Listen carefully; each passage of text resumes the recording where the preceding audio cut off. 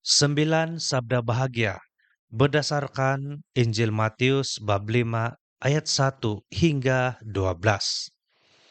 Ucapan bahagia atau sabda bahagia ini merupakan inti ajaran moral dari Tuhan kita Yesus Kristus yang juga menjadi jalan hidup atau pedoman hidup bagi orang Kristen. Ada 9 sabda bahagia. Yang pertama, berbahagialah orang yang miskin di hadapan Allah, karena merekalah yang empunya kerajaan surga. Sabda bahagia yang pertama ini bukan berarti miskin dari segi harta. Miskin di hadapan Allah itu pertama-tama tentang kerendahan hati dan sikap ketergantungan sepenuhnya kepada Tuhan. Sabda bahagia pertama ini bermaksud mengajari kita supaya kita tidak melekat pada kekayaan duniawi. Kita tidak melekat atau terikat kepada kuasa atau kepada diri sendiri. Sebaliknya, percaya bahwa Allah adalah sumber segalanya. Beberapa aplikasi misalnya, kita tetap merendahkan diri meskipun kita memiliki banyak kekayaan. Kita tetap merendahkan diri meskipun kita mencapai banyak kejayaan. Dan berdoa, berserah kepada Tuhan dalam segala perkara. Dan juga menggunakan segala harta yang kita miliki untuk kebaikan dan bukan untuk ditunjuk-tunjukkan kepada orang lain. Sabda bahagia yang kedua, berbahagialah orang yang berduka cita, karena mereka akan dihibur. Dalam sabda bahagia yang kedua ini, merupakan sebuah janji penghiburan dari Tuhan kepada orang yang menderita, kepada orang yang menyesali dosa-dosanya, dan kepada orang yang bersedih karena kejahatan dunia. Duka cita yang dialami itu termasuklah terutama sekali duka cita atas dosa-dosa yang telah kita lakukan. Penyesalan atas penderitaan-penderitaan dunia akibat dosa, dan kita mengalami penderitaan karena kita mau melakukan pertobatan.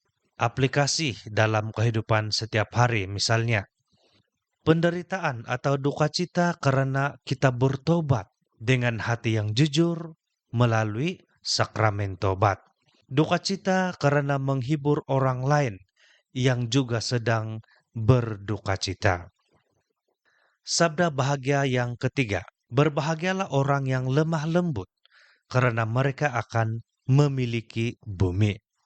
Lemah lembut bukan berarti lemah, tetapi justru kelemah lembutan itu merupakan sebuah kekuatan, terutama sekali di dalam penguasaan diri, sabar, dan tidak membalas kejahatan dengan kekerasan.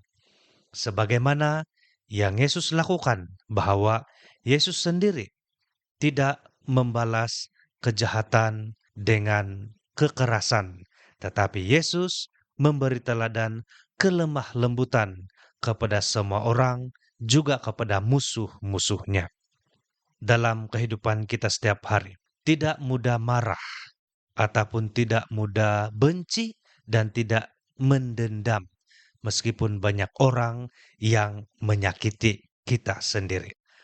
Menghadapi apa-apa konflik dengan penuh kesabaran dan kebijaksanaan, dan mengampuni siapapun walaupun kita sering disakiti.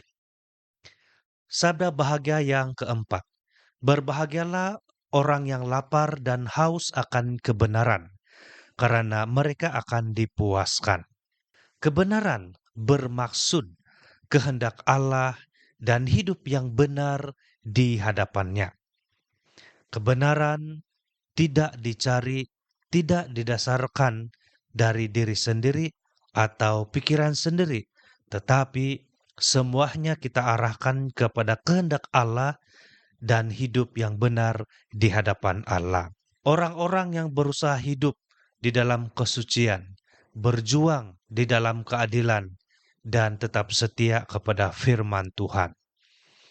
Di dalam kehidupan setiap hari, mari kita berusaha mencari kehendak Tuhan melalui doa dan kitab suci.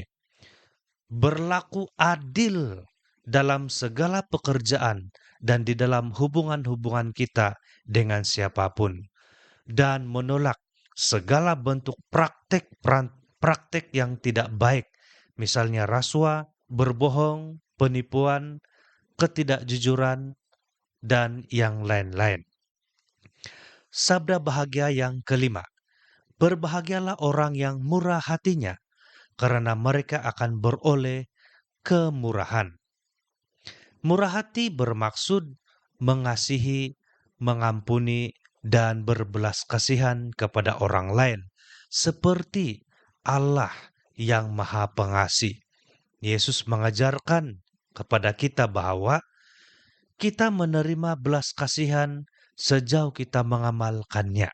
Maksud dia, sejauh kita berbelas kasihan, kita sejauh itu juga akan menerima belas kasihan. Jadi dalam kehidupan setiap hari, mari kita berbelas kasih. Misalnya, mengampuni orang yang bersalah kepada kita, menolong orang miskin yang memerlukan, tidak menghukum atau tidak menghakimi sesama. Sabda bahagia yang keenam, berbahagialah orang yang suci hatinya, karena mereka akan melihat Allah. Hati yang suci adalah hati yang bersih daripada dosa, bersih dari niat-niat jahat, bersih dari kemunafikan, dan bersih dari pikiran-pikiran yang negatif. Kesucian hati itu akan membawa keintiman kita dengan Tuhan. Maka, mari kita berusaha terus menjaga keintiman kita dengan Tuhan. Maka dalam setiap hari, kita berusaha menjaga pikiran kita, menjaga niat-niat kita, menjaga motif dan motivasi kita, supaya tidak dipengaruhi kepada pikiran, niat, dan motivasi yang negatif. Tetapi kita selalu sesuaikan dengan kebaikan Tuhan. Menjauhkan diri daripada segala praktek dosa, terutama sekali dosa secara batin. Dan kita berusaha hidup jujur dan tulus dalam segala perkara. Sabda bahagia yang ketujuh. Berbahagialah orang yang membawa damai, karena mereka akan disebut anak-anak Allah. Pembawa damai bukan hanya mengelak konflik, tetapi seorang pembawa damai itu akan aktif memperjuangkan kedamaian, membangun persaudaraan solidariti, dan juga berusaha untuk terus menegakkan keadilan dimanapun dia berada. Maka dalam kehidupan setiap hari, mari kita berusaha menjadi orang yang pendamai dalam diri sendiri, dalam keluarga, dan di dalam community kita. Dan kita berusaha supaya kita tidak menyebarkan fitnah ataupun kebencian. Dan kita berusaha terus mendoakan dan mengusahakan perdamaian di antara sesama kita. Sabda bahagia yang ke-8. Berbahagialah orang yang dianiaya oleh sebab kebenaran, karena merekalah yang empunya kerajaan surga. Mengikuti Tuhan itu kadang-kadang membawa penolakan dan penderitaan. Namun, disinilah kita akan mendapat upahnya, bahwa penderitaan demi iman dan kebenaran itu selalu membawa kita dekat dengan salib Kristus. Bila kita dekat dengan salib Kristus, maka kita selalu memiliki pengharapan dan juga kedamaian. Dalam kehidupan setiap hari, berusaha tetap jujur walaupun akan rugi. Tidak malu mengakui iman kita dan juga setia pada nilai-nilai Kristiani walaupun kita mendapat banyak pertentangan. Sabda bahagia yang ke-9, berbahagialah kamu jika karena aku kamu dicela dan dianiaya, dan kepadamu difitnahkan segala yang jahat. Ini adalah sabda bahagia yang bersifat pribadi.